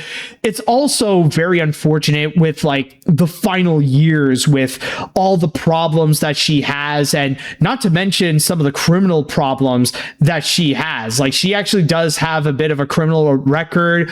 She did have a few arrests that she would have like some legal trouble as well. So yeah, unfortunately, Daveigh Chase in the late 2010s and the early 2020s is not as admirable as the young Daveigh Chase when she was a kid. And I will say that, you know, when looking back at the performance that she has done, like I said before, the thing with Daveigh Chase is that at such a young age, she was just very talented and admirably so, especially with the range that she would go and present. Like, of course, from time to time, she would keep playing these like little girl type roles, but then she would also show that she is able to do a bunch of other stuff as well, especially with being actually being the monster in a horror story, like with The Ring, where she gets to play as that creepy little girl. But then also, I think not many people have given her enough credit, but honestly, it's with her performance as Chihiro in Spirited Away. I mean, of course, she would get a lot of praise for that, but keep in mind, like, what I personally find to be admirable is not just putting out a great performance, but it's that she would have to do a great performance at a young age by doing an English dub. And this is honestly something that I just wrote about with I Am Frank Elda. But the thing is that voicing in a dub is a whole challenge in itself that some people could argue is actually more challenging than just doing regular voice acting for Western animation or for commercials and stuff like that. And that's me. And honestly, I'm speaking from experience. I have previously done dubbing jobs before. And the thing is that with dubs, you have to go and multitask. It's not just about delivering your lines and conveying the emotions of the characters. You have to do it at the same time where the script is on top, like kind of similar to a karaoke. And also you have to pay attention to the actors with what the characters are doing on the screen, and making sure that what you say also matches with the characters whenever they're moving their mouths. So it's a massive challenge in itself. And the fact that a little girl like Daveigh Chase was able to go and pull that off with Chihiro in Spirited Away and managed to do that so well, that is so admirable. But at the same time, however, when it comes to her little girl performances, of course, the one that really does stand out is with her performance as Lilo. Like, as we know, is probably her most well-known performance out of like everything, more than what she did in The Ring, more than what she did in Donnie Darko, more than what she has done in Spirited Away. Like, her signature role was playing as Lilo. And even when it is like even if it is just regular voice acting, she managed to pull that off so well. And she is a significant factor to why Lilo had so much charm in the original movie. In fact, why don't we actually see a little bit of that as well? Just like a good example of what I'm talking about with her performance. I brought you some pizza in case you were hungry. Oh, my camera's full again. Aren't they beautiful? Yeah, we might as well stop here with her artistic collection of pictures of large people at the beach. No, but as you can see, like, just not just with the range of the different roles that she has, but even in her performances, like with Lilo, like, not only genuinely capturing like being a little girl, but at the same time, like, really conveying her emotions in a strong way that, that even though, yeah, she could be a bit troublesome, she's still a kid. And with both Lilo and Nani, they're just trying to do the best they can under the circumstances that they're in which they have unfortunately lost their parents. So in that regards, again, going back to Daveigh Chase's performance here, it is very strong, and like, she really did put her heart into it, where you can really feel the heart in the movie in general. And again, this is just one of the examples of the performance that she would go and do. And I gotta say that, honestly, like, if I could just put in a little bit of my opinion, there's something about hearing Daveigh Chase passing away at the age of 35. Honestly, like, there is a factor that did kind of scare me a little bit, especially with the fact that she passed away at 35. Keep in mind, right now I am 33 years old. That is really not that far off. And it's kind of scary to hear that, yeah, people can pass away at that age. And it really is a good reminder that life really is precious and that it is important to go and make sure that you take care of yourself and make sure you don't go into too much trouble so that you can actually go on to live a full life.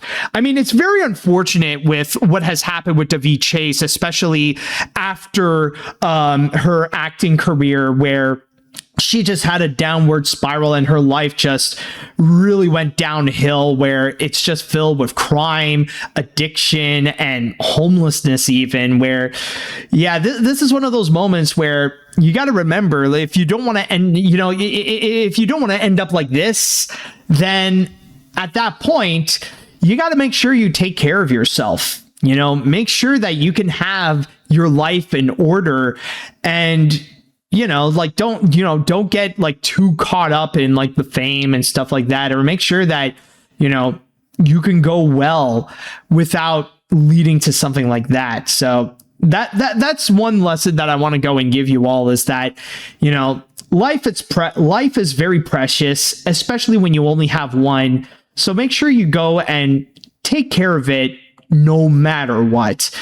And to go back into the whole thing with Daveigh Chase, still though, it's very heartbreaking to hear that she is gone. And I hope that she can rest in peace wherever she is, because honestly, that's one thing she absolutely deserves after everything. Daveigh Chase deserves peace.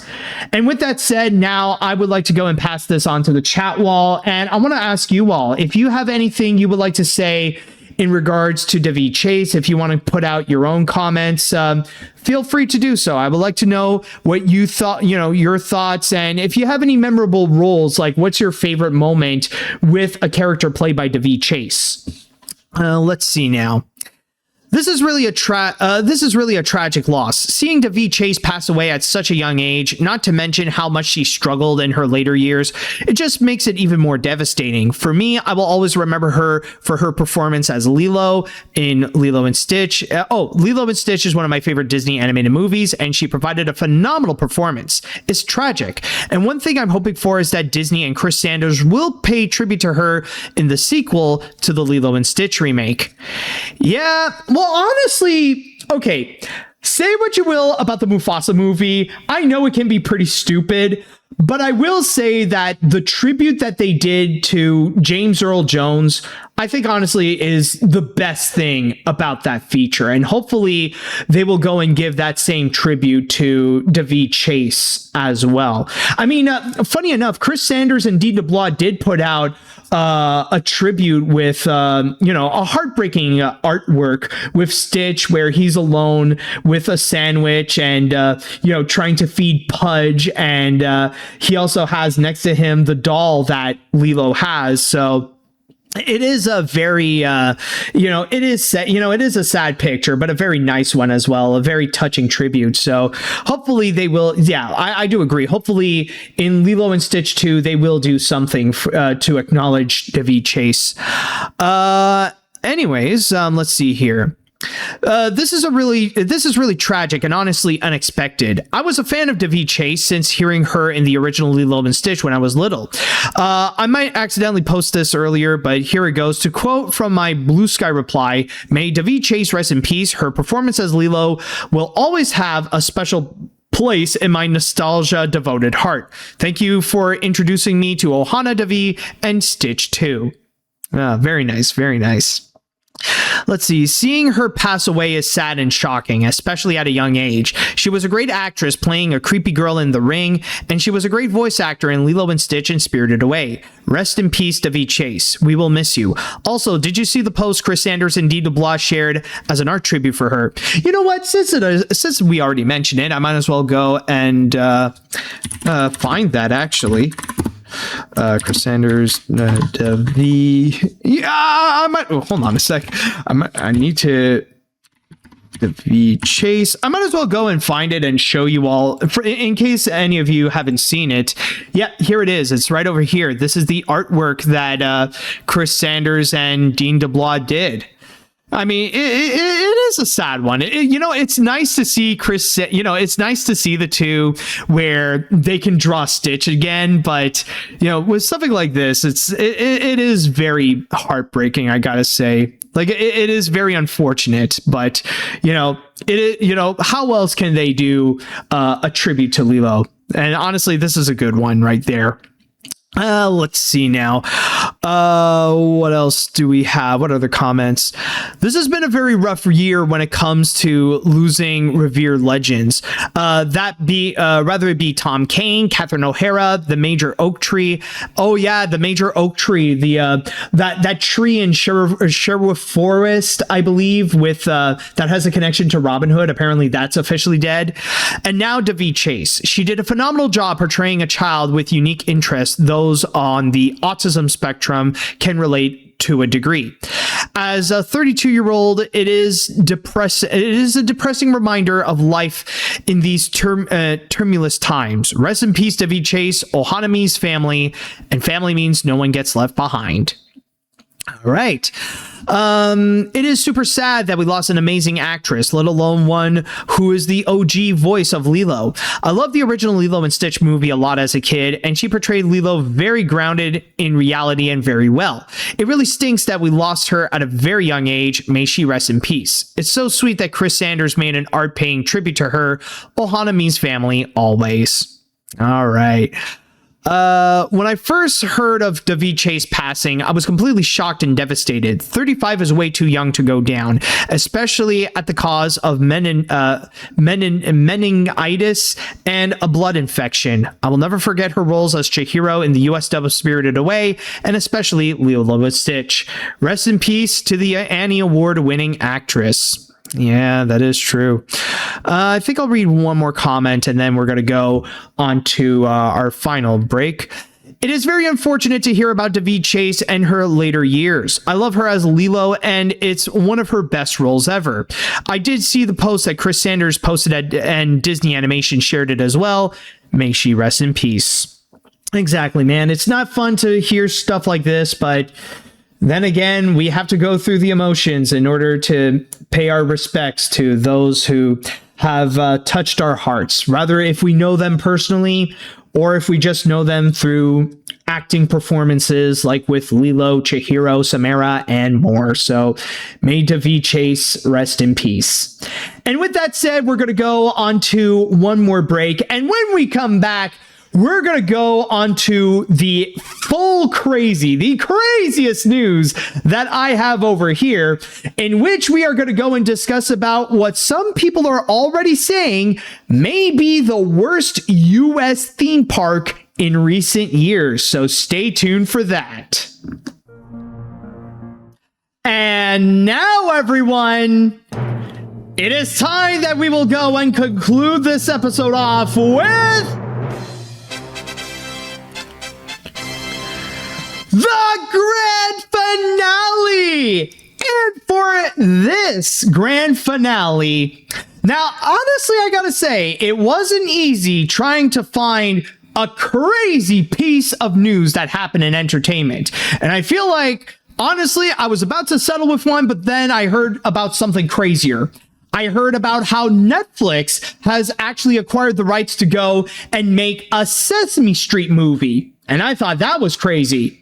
And then I heard something crazier, in which Universal is actually going to be working on a sequel to the 2000 How the Grinch Stole Christmas movie, complete with bringing back Ron Howard to direct and Jim Carrey to star. And that is honestly crazier. But then there was this, and this one is honestly crazier than any of them. Possibly the craziest piece of entertainment news that I have stumbled upon. And honestly, it's a sight to behold. You really got to see this for yourself. And what I am talking about, as I mentioned before, is something that people are already dubbing it the worst American theme park that has recently been open, or at least it's about to be open. They are saying that it's basically the worst in recent years. So with that said, let's go ahead and talk. Wait, why do I have my ear? I don't need my headphone for this. Wait a minute. What the fridge am I doing? Let's go and talk about Universal Kids.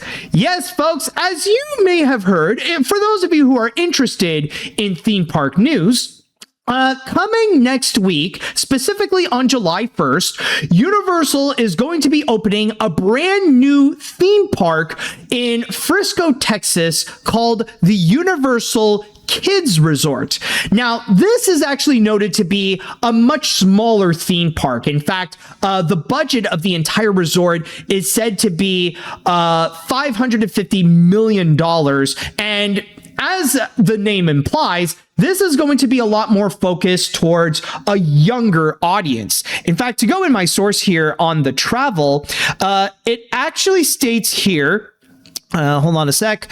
One of the biggest names in the theme park industry, Universal, has spent decades competing with Disney in the resort and theme park landscape. Following the debut of Epic Universe and Universal Horrors Unleashed in 2025, Universal Kids Resort marks a new direction for the company as its first theme park designed specifically for younger children, bringing together popular franchises like SpongeBob SquarePants, Jurassic World, Minions, and Shrek in Frisco, Texas. The $550 million project is set to welcome guests soon. The thing is with Universal Kids is that even though that was going to be open next week, they did invite the press to go and check things out with how things are going with the resort. How is it going to be? How are the rides in there?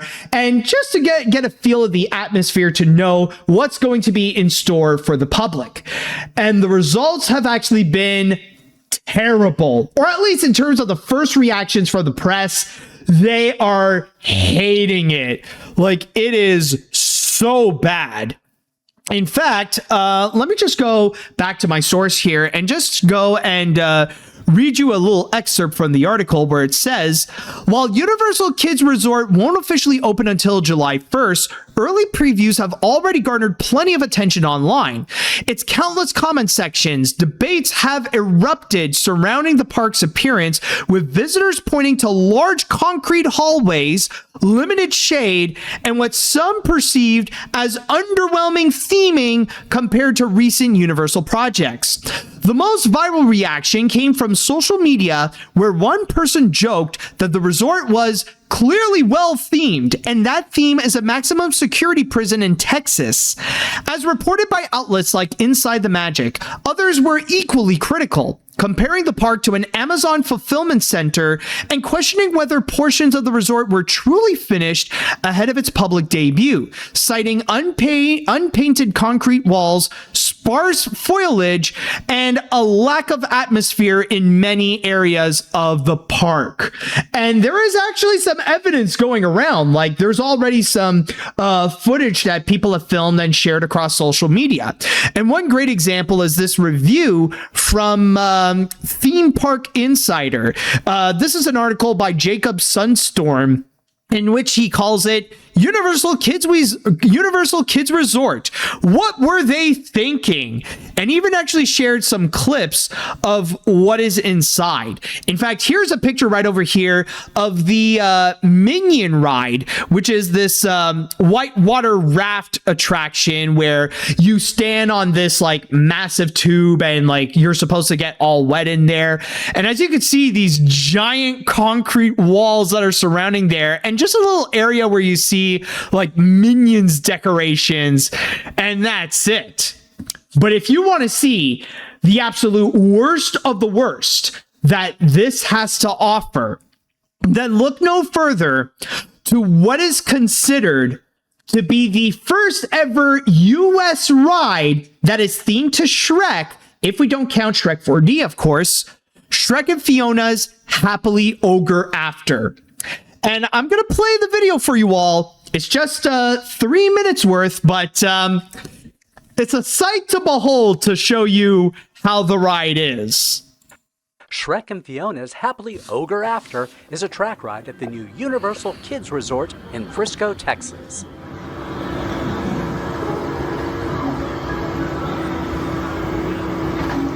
right, I think that's enough, honestly. I'm not going to go and torture you guys for that long, but yeah. That was the Shrek ride that they would go and offer. And by the way, for those of you who are only listening, the best way to go and summarize it is that you're on a Shrek ride outside, by the way, during the whole time. And you go through this field of basically this this deadlands patch, like with only a few pieces of plants that are just occasionally popping out here and there. And from time to time, you pass by these like stands that have drawings of certain scenes from the Shrek movie and a little bit of additional dialogue. Basically, it's one of those ride the ride kind of things. And it's just, but you only see illustrations that are on like these stands, and that's it. You know what, people? This is the kind of thing that if you would go and try to make fun of Disney and you try to say like Disney rides are like this, if you try to go and do that, that would be considered way too harsh. That would be not only highly inaccurate, but also like just mean for the sake of like hating Disney for no reason. But seeing that this is an actual ride that is from Universal, and this is supposed to be Shrek, oh my God, like that, honestly, that hurts. That honestly just hurts. And apparently there are some attractions that are all like this as well. So at least in terms of the early reactions, it's bad. But I think honestly, overall, like the worst thing about it, with the fact that they're getting like this level of negative reviews. And by the way, like I just a quick side note, like I know there have been a lot of people who did compare, you know, they've already mentioned this in the chat wall, but that like this is becoming more and more of a common meme that whenever people bring up Universal Kids Resort, they compare this to Krabby Land. Like you probably remember the SpongeBob episode where Mr. Krabs wants to try to make a whole amusement park and wants to make Krabby Land, but it turns out to be like this really shady and like barely built place. Like it was obvious that it was just like a stupid way to scam kids and stuff like that. So yeah, it was like it really is at the point where we are seeing life imitating art, and that art just so happens to be freaking Krabby Land. But I think the most shocking so far, seeing the current condition that it is with Universal Kids Resort, it's really the fact that this is from freaking Universal. I mean, last year, we saw them at the top of their game, even outperforming the achievements that Disney has done before, to which they would go and present Epic Universe and got massive praise from it. Like people were saying, it's like the best new theme park that is out there, and highly detailed, highly themed to the dark universe, Harry Potter, Mario with Super Nintendo World, and How to Train Your Dragon. And the rides are considered top notch. Some people even say like attractions like Monsters Unleashed have been considered revolutionary. And yet in the following year, they come out with frickin' Shrek and Fiona's Happily Ogre After. And it's such a shame. And not to mention hearing also about like how the other places are not that great either. And some rides can be like that, where you would argue if they're even finished, because in concepts, they promised that the place would be so much more colorful and that there would be so much more plant life going around. And yet you watch videos like this and you see that it doesn't feel like the work is even done. There's not enough for it to even be considered presentable. Like, honestly, I feel like the early reactions so far have been such an embarrassing blow. And what I think the worst thing about all this is that this isn't supposed to be just a theme park. This is supposed to be a resort. This is supposed to be the kind of place where people would go and stay there overnight so that they could spend 2-3 days actually exploring everything that the theme park has to go and offer. And people like, and honestly, like, you look at that place, you look at stuff like this, and you wonder to yourself, like, is it like, in the current state that it is, it's honestly debatable if it's worth even going in one day, let alone going there for like 2-3 days and renting a room in the hotel. Now, to be fair, though, there have been some positive things that people would actually go and say about Universal Kids Resort. Some examples, like even in this review from Theme Park Insider, they say that, you know, the food was mostly good. You know, shows and, you know, there are some shows and entertainment that are not so bad, kind of like with the Puss in Boots show that they got going on. So, you know, there are some things. It's not everything that is bad here, but whatever is bad, it's just an absolute disaster. But ultimately, though, keep in mind that this is just the first reactions. And you don't know if maybe the locals and maybe the people, when they go see it for themselves, maybe it might not turn out to be bad after all. I mean, we're still a few days away until the official opening, and maybe Universal will do a lot more in order to finish some paint jobs, in order to make the place more colorful. Maybe they'll add some additional umbrellas to keep, you know, to put some shading, because they're in frickin' Texas and it's stupidly hot in Texas, especially during the summer. And maybe they will include more plants all around. Like, honestly, the Shrek ride definitely needs a lot more plants going on in order to make it look more inviting, and it doesn't look like some kind of ride that's in the middle of a freaking desert. Maybe they can go and do that, and maybe, you know, maybe like people would be more open to it. Maybe the people of Frisco, Texas would be more accepting for the thing. But so far, in the shape that it is an embarrassment, especially from freaking Universal. Of all companies, come on, man. You, like, after Epic Universe, you expect them to do so much better. And I know some people might bring up, well, you know, it's just for kids, you know, it's just for them, so they don't have to put in too much effort. But kids still deserve to have better things. You know, kids don't deserve stuff like, you know, like, kids don't deserve giant concrete walls or rides that look like a freaking desert with a few cutouts of Shrek here and there.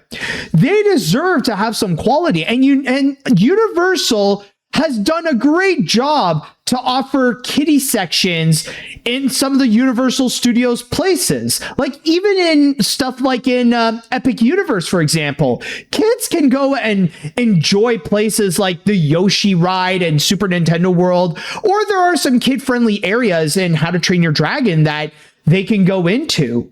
And I mean, like, we've already seen some good examples from, like, with Universal, or even with Disney, or even with, like, Sesame Place, where they can make stuff for little children and can maintain a pretty solid quality so that the memories that they can make there can last forever.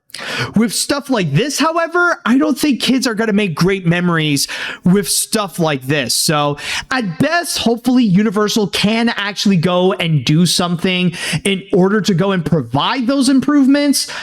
But if not, however, if that's going to be how the Universal Kids Resort is going to be, this might turn out to be one of the biggest embarrassments to happen in theme parks in recent years, even bigger than the Star Wars Hotel that closed a few years back. I mean, say what you will about the Star Wars Hotel, it was a massive disaster for Disney, yes, but at least they made the place look nice. They made the place look immersive to make you feel like you're in a Star Wars story.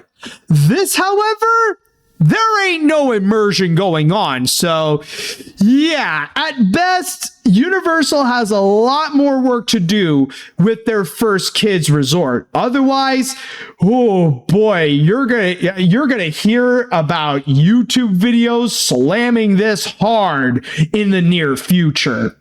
Now, with that said, I would like to go and pass this on to the chat wall, and I want to know your thoughts about the Universal Kids Resort. I would like to know your opinions on it, how things are looking so far, and do you think Universal can go and improve upon what they've already established with Universal Kids Resort? I would like to know your thoughts on that. Let's see. I remember first hearing about Universal Kids Resort and thinking that it might be a cute place to go, especially for the kids. When I saw the images and videos about the place, I was like, where's the color? Where's the immersive experience? Granted, the best thing about it is that Puss in Boots show that used a puppet puss to bring him to life, and that looks great. Overall, this park just looks cheap as hell, like Krabby Land. Kind of ironic since SpongeBob is now back at Universal. Exactly. Like, honestly, beforehand, I remember seeing that there were some pictures of a Goofy Goober restaurant that's being shared around. And even I thought to myself, something about it doesn't hit right. It doesn't look that impressive. There's something off about it that doesn't feel like a true immersive experience from Universal. You know, like there's something that felt wrong. All right.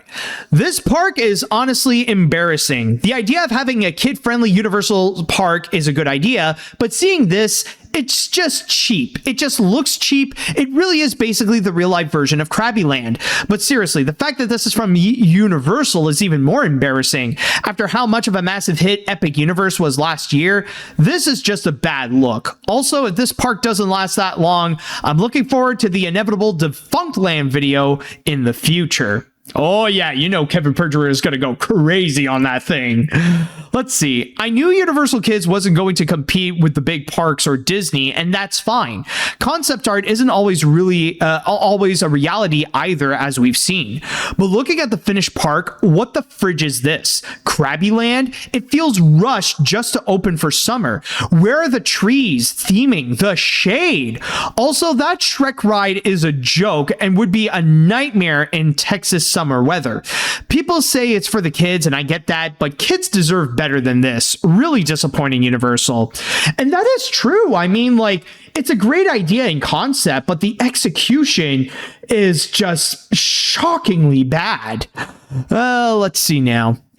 A funny coincidence that SpongeBob SquarePants is prominently featured as a land in the park, because with the Shrek Ride POV video and the pictures of Universal Kids Resort that I've seen so far, it's making it look like it would be the Universal equivalent of Krabby Land, like that episode where was about Mr. Krabs building a very poor and cheap looking playground for kids with no budget, just for him to cash in on the little kids' money.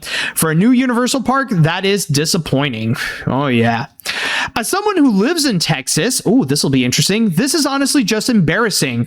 I like the idea of it, and I have driven by it at times, but this is such a letdown after what Universal put out with Epic Universe, and the fact that this is coming to the area I live is insanity. Hopefully they make some huge improvements on the kids resort. Otherwise, this will be a huge disaster for Universal.